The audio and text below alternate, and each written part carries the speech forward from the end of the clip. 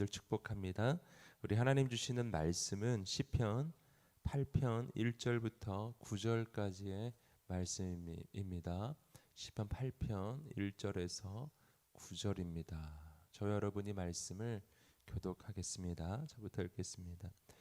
여호와 우리 주여, 주의 이름이 온 땅에 어찌 그리 장엄한지요. 주께서 그 영광을 하늘 위에 두셨습니다. 어린아이들과 젖먹이들의 입으로 찬양하게 하셨으니 주께서 대적들과 원수들과 보복하는 사람들을 잠잠하게 하시려는 것입니다. 주의 손가락으로 만드신 주의 하늘과 주께서 달아놓으신 달과 별들을 생각해 봅니다. 사람이 무엇이기에 주께서 이렇게 마음을 쓰시며 인자가 과연 무엇이기에 이토록 돌봐주십니까? 주께서 사람을 하늘에 있는 존재보다 조금 못하게 만드시고 영광과 존귀함의 관을 씌우셨습니다.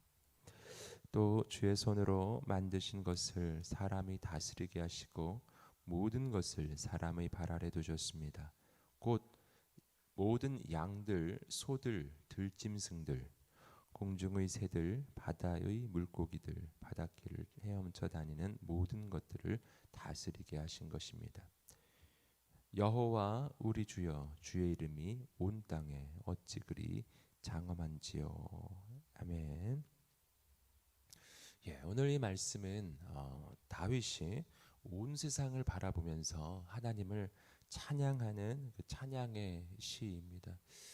오늘 이 시는 정말 놀라운 시라고 할 수 있는데요. 이것은 뭐냐면 정말 하나님을 만난 사람, 또 하나님의 임재로 충만한 사람, 하나님과 동행하는 사람이 그 시선으로, 하나님이 함께 하시는 그 사람의 시선으로 온 세상을 바라보았을 때 이 세상이 어떻게 보이는가 하는 것을 보여주는 시입니다. 오늘 말씀을 우리가 함께 묵상할 때 바로 다윗이 경험했던 그 하나님의 임재, 하나님의 영광을 오늘 우리도 경험하게 되기를 주님의 이름으로 축복합니다. 우리 함께 1절 말씀 읽어보겠습니다. 시작. 여호와 우리 주여, 주의 이름이 온 땅에 어찌 그리 장엄한지요. 주께서 그 영광을 하늘 위에 두셨습니다. 말씀을 보시면 다윗이 이렇게 노래하고 있습니다. 여호와 우리 주여, 주의 이름이 온 땅에 어찌 그리 장엄한지요. 여기서 말하는 이 온 땅이라고 하는 것은, 이 땅이라고 이 지칭하는 것은 우리가 발을 딛고 있는 이 흙만 얘기하는 게 아니고요. 우리가 발을 딛고 있는 이 땅 위에 이루어져 있는 이 모든 이 하나님의 이 창조의 세계를 다 가리키는 것이죠. 산과 들과 골짜기와 그리고 그 가운데 자라고 있는 수많은 동식물들과 바로 그러한 광경들을 보면서 이야기하는 것입니다. 이 온 세상을 바라보니까 이곳에 얼마나 하나님의 장엄한 그 하나님의 임재가 이 온 세상에 있는가 하는 거예요. 또한 이 하늘을 바라보는데 그 하늘 가운데 바로 하나님의 영광으로 충만하다 것입니다. 하늘이라고 하는 것은 바로 이 온 우주를 가리키는 것이죠. 이 온 우주를 바라보니까 이 온 우주가 정말 놀라운 하나님의 영광으로 충만하고, 이 땅, 뭐 우주적인 관점에서 바라봤을 때 이 땅이라는 것은 바로 지구를 가리키는 것이기도 하죠. 내가 발을 딛고 있는 이 땅은 얼마나 놀라운가. 다윗은 지금 온 세상을 바라보는데요. 그냥 바라보는 것이 아니라 지금 눈에 보이는 그 자연과 온 우주만 바라보는 것이 아니라 그것을 넘어서서 눈에 보이는 자연을 통해서 눈에 보이지 않는 하나님의 임재를 경험하는 거예요. 눈에 보이는 이 자연을 통해서 눈에 보이지 않지만 이 온 우주에 충만하신 바로 창조주 하나님의 그 손길을 발견하는 것입니다. 여러분, 어떻게 이렇게 될 수가 있는가? 그 까닭은 이 온 우주가 하나님의 작품이기 때문이죠. 하나님은 창조주이시고 그리고 이 온 우주는, 이 온 세상은 바로 하나님의 손길이 닿은 하나님의 그 피조물들이라고 하는 것입니다. 어, 이것은 마치 또 이런 것으로 좀 비유해 볼 수 있는데요. 어떤 그 예술가가 자신의 그 창의력을 가지고 어떤 예술 작품을 만들었다고 한번 생각해 보세요. 그러면 그 예술 작품을 통해서 우리는 예술가의 이 손길을 발견하고 예술가의 그 재능과 예술가의 그 성품과 예술가가 가지고 있는 그 생각과 사상과 이런 것들을 그 예술 작품을 통해서 우리는 발견할 수가 있습니다. 마치 그와 같은 것입니다.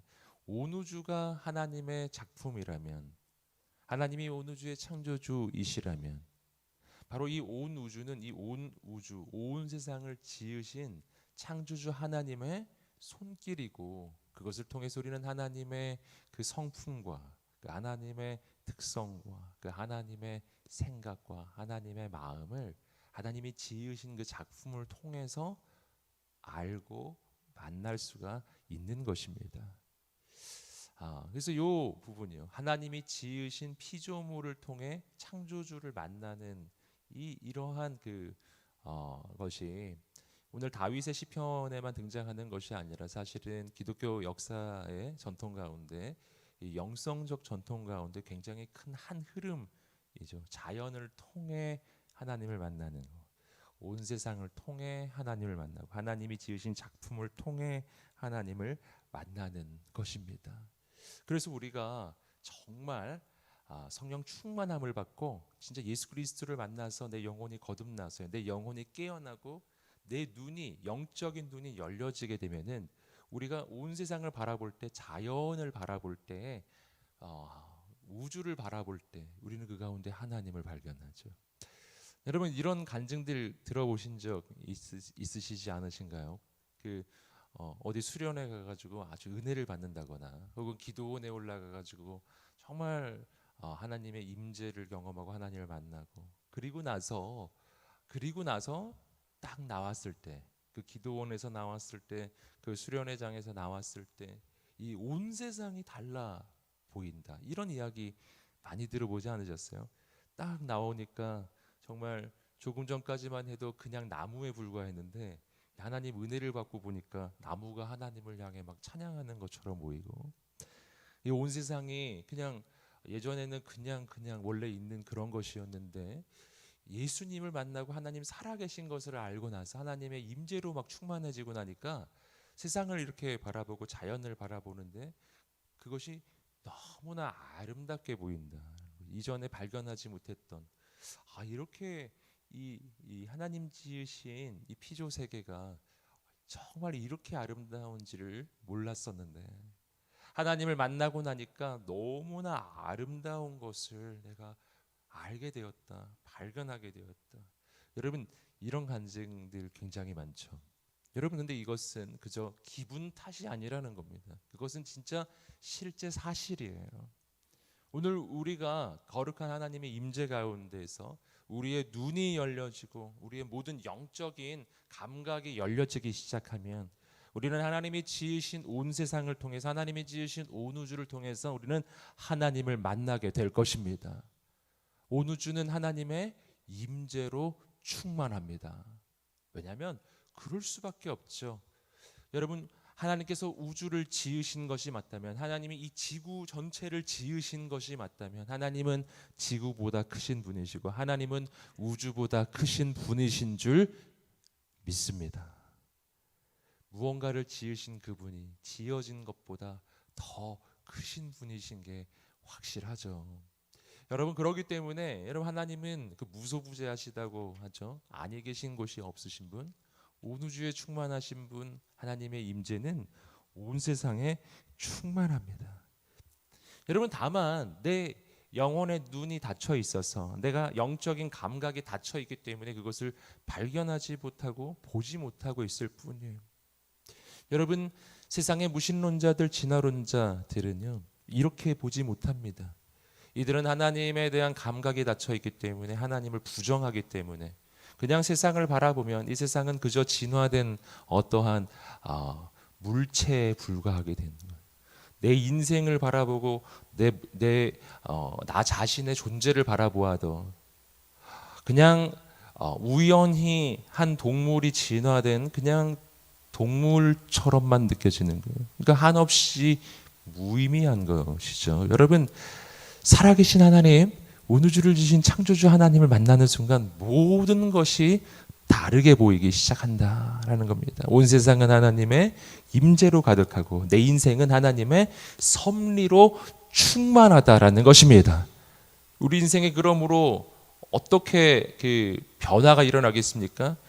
온 세상을 지으신 창조주 하나님의 눈으로 내 삶을 바라보고 온 세상을 바라보기 시작하면은 내 인생에 우연이 없고 내 삶은 그냥 내버려져 있지 아니하고, 여러분, 온 세상을 경영하시는 살아계신 하나님께서 나의 주인이 되시고 나를 지으신 분이시고 그분은 지금도 나를 붙잡고 계시는 분이신 줄 믿습니다. 여러분, 오늘 우리가 이 아침에 살아계신 하나님을 만나게 되시기를 주님의 이름으로 축복합니다. 하나님을 만나게 될 때 우리 눈이 열려져서 온 세상을 바라볼 때 바로 하나님의 그 임재로 충만한 온 세상을 우리가 경험하고 느끼게 되기를 주님의 이름으로 축복합니다. 여러분, 그때 우리는 현실을 이기고 상황을 이기고 환경을 이기는 힘을 얻게 될 것입니다. 오늘 계속해서 2절 말씀 읽어보겠습니다. 2절입니다. 시작. 어린 아이들과 젖먹이들의 입으로 찬양하게 하셨으니 주께서 대적들과 원수들의 보복하는 사람들을 잠잠하게 하시려는 것입니다. 자, 2절 말씀을 보시면은 이제 그 1절 말씀에서 이 피조 세계에 대한 이야기를 했다면은 2절 말씀에서는 사람들에 대한 이야기를 하고 있는데 사람들 가운데 있어서 특별히 젖먹이를 언급하고 있어요. 어린아이, 젖먹이. 여러분, 그런데 오늘 정말 놀라운 고백을 하고 있는데 다윗은 젖먹이들의 입으로 하나님을 찬양하게 하셨다, 이렇게 표현하고 있죠. 여러분, 이것도 참 놀라운 이야기입니다. 젖먹이들이 찬양하는 거 혹시 보신 적이 있으세요? 젖먹이들은 찬양하지 않습니다. 그냥 울 뿐이에요. 그러니까 이게 뭐를 말하냐면은 젖먹이들이 지금 막 노래를 하고 있다는 게 아니에요. 그게 아니라 젖먹이들이 젖먹이들을 다윗이 이렇게 바라보는데 다윗이 보기에 젖먹이가 마치 하나님을 찬양하는 것처럼 보이는 것입니다. 그렇게 보는 거예요. 여러분, 그러면 이것은 그럼 실제 사실은 아닌 것인가? 다윗의 착각에 불과한 것인가요? 여러분, 그렇지 않다라는 겁니다. 역시 마찬가지예요. 하나님의 눈이 열려지기 시작하면 여러분, 온 세상의 모든 존재들이 바로 하나님을 찬양하고 있는 것을 보게 된다는 것입니다. 특히나 오늘 말씀에서 젖먹이, 어린 아이를 언급하는 까닭은 이 젖먹이들은 뭐죠? 젖먹이들은 어떤 자기의 생각이나 자기의 의지로 움직이는 게 아니죠. 여러분, 젖먹이들이 무언가 대단한 성취를 하는 것이 있나요? 무언가 대단한 일을 이룬 것이 있나요? 여러분, 그런 것이 없죠. 여러분, 젖먹이라고 하는 것은요, 사실은 그가 가지고 있는 것은 사실은 생명밖에 없어요. 아직은 어떠한 교육을 받거나 아직은 어떠한 직업을 갖거나 그러지 않은 상태예요. 그냥 태어나서 이제 막 삶이 시작되는 단계예요. 근데 여러분, 우리가 이 젖먹이들을 보면은 여러분, 우리가 그렇다고 해서 젖먹이를 무시하진 않죠. 우리가 작은 아이들을 바라보면 얼마나 예쁘게 보입니까? 너무 아름답게 보이잖아요. 그 아이들을 바라보면 너무나 귀하게 보이죠. 왜 그럴까요? 왜냐하면은 이 젖먹이가 가지고 있는 그 생명이 바로 하나님의 작품이기 때문이에요. 그래서 인간이라고 하는 것은 어떤 업적을 이루었기 때문에 어떤 성취를 했기 때문에 귀해지는 게 아닙니다. 인간은 하나님의 형상과 모양을 가지고 이 땅에 존재하는 것만으로도 귀하고 그리고 존귀하고 그리고 아름다운 것입니다. 하나님께서 지으신 것이기 때문이에요. 여러분, 특별히 생명이라고 하는 것은요, 하나님의 작품입니다. 생명은 절대 마귀로부터 나오는 게 아니거든요. 그래서 생명의 가치는 창조주 하나님으로부터 나오는 거예요. 그래서 생명을 가지고 있는 것은 다 귀하고 아름답습니다. 특별히 인간의 생명이 더 그래요. 하나님의 형상과 모양으로 지어진 하나님의 작품이기 때문에 그냥 그 존재 자체로 바로 하나님의 형상과 하나님의 모양을 드러내게 돼 있어요. 오늘 우리 인생은 그런 존재입니다. 그래서 이 작은 젖먹이들 별로 특별히 하는 것이 없는 것처럼 보여지는 그러한 존재마저도요, 지극히 작은 이 어린아이마저도요, 그 하나님의 형상과 모양이 있기 때문에, 하나님의 생명이 있기 때문에 그를 통해 하나님의 영광이 나타난다라는 것입니다. 여러분, 오늘 우리의 눈이 열려지면 바로 그러한 모든 사람들을 통해서도, 세상을 통해서도 우리는 하나님을 만나게 된다는 것입니다. 우리 계속해서 3절 말씀 읽어보겠습니다. 3절입니다. 시작. 주의 손가락으로 만드신 주의 하늘과 주께서 달아놓으신 달과 별들을 생각해 봅니다. 여러분, 여기서 말씀은 또 하나님이 얼마나 크신 분이신지를 말해주고 있죠. 하나님은 그 손가락으로 하늘을 지으셨다고 되어 있습니다. 저 밤하늘의 별들과 달과 이 온 우주의 천체를 하나님이 뭘로? 하나님의 손가락으로 지으셨다. 이것은 물론 시인의 비유적 표현이라고도 할 수 있지만, 그러나 하나님이 얼마나 크신 분이신지를 보여주는 것이기도 해요. 여러분, 손가락으로 우주를 지으셨다면 이 온 우주는 아까도 말씀드렸듯이 하나님보다 작다라는 것이죠. 하나님은 우주보다 크다는 것입니다. 여러분, 하나님이 얼마나 크신 분이신가 하는 것, 하나님이 얼마나 위대하신 분이신가 하는 것입니다. 여러분, 우리가 하나님을 이렇게 크게 보는 것이 너무 중요합니다. 내가 부딪히고 있는 문제를 바라볼 때 하나님보다 문제를 더 크게 보면 내 인생이 무너집니다. 근데 내가 부딪히는 문제가 아무리 커도 내가 믿는 하나님은 이 문제보다 비교할 수 없이 크신 분이시라면요, 그러면 괜찮아지는 거죠.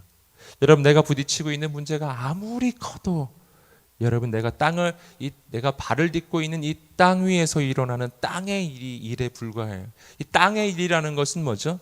내가 지금 살아가고 있는 이 지구, 그리고 그 지구 중에서도 정말 작은 이 땅에서 일어나는 일일 뿐이에요. 하지만 하나님은 지구보다 크시고 우주보다 크시고 저 별들을 그 손가락으로 지으신 분이시다라는 겁니다. 오늘 이 아침이 그 하나님 만나는 아침이 되시기를 주님의 이름으로 축복합니다. 하나님을 만나면 문제가 작게 보일 것입니다. 마지막으로 4절 말씀을 한번 읽어보겠습니다. 시작. 사람이 무엇이기에 주께서 이렇게 마음을 쓰시며 인자가 과연 무엇이기에 이토록 돌봐주십니까? 자, 3절까지의 이야기는 하나님의 창조와 그 피조 세계, 그리고 하나님의 영광을 나타내는, 하나님의 손길을 보여주는 이 피조 세계에 대한 이야기들을 쭉 해왔는데, 4절 말씀에서는 그 논리적으로 이 논리적 전환이 지금 일어나고 있어요.